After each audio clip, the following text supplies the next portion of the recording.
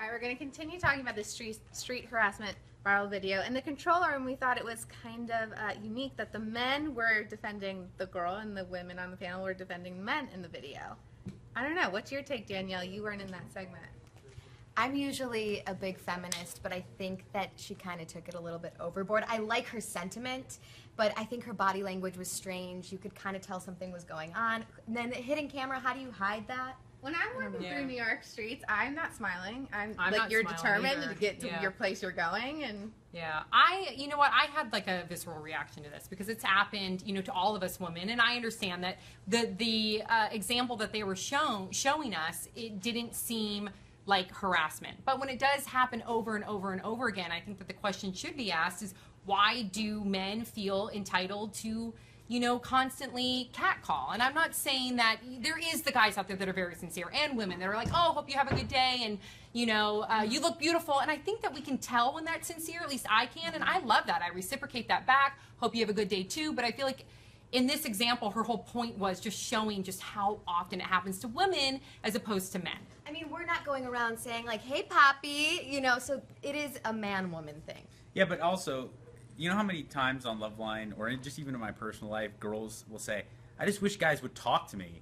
Like, they're always so scared, they just stand there. And then when guys are overly aggressive and they go out of their way to try to communicate, granted, it's not in the best fashion, but then they, you know, this girl has a complaint about that too.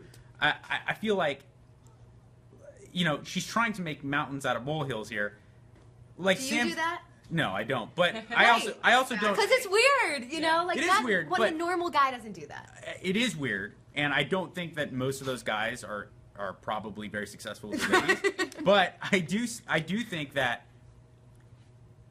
in cases where women are truly harassed, I think that this kind of takes some of the thunder away from women having to deal with, because look, here's the bottom line. I think that there was too much made about the confusion as to why guys do this. Guys do this because they're horny pigs. Yeah. And that's the truth. And like constantly I'm having to watch myself when I'm around like even girls like you, because you don't want to make a girl feel uncomfortable, but the bottom line is that your primitive instinct is to think with your head, your little head first. That is the truth. Big head.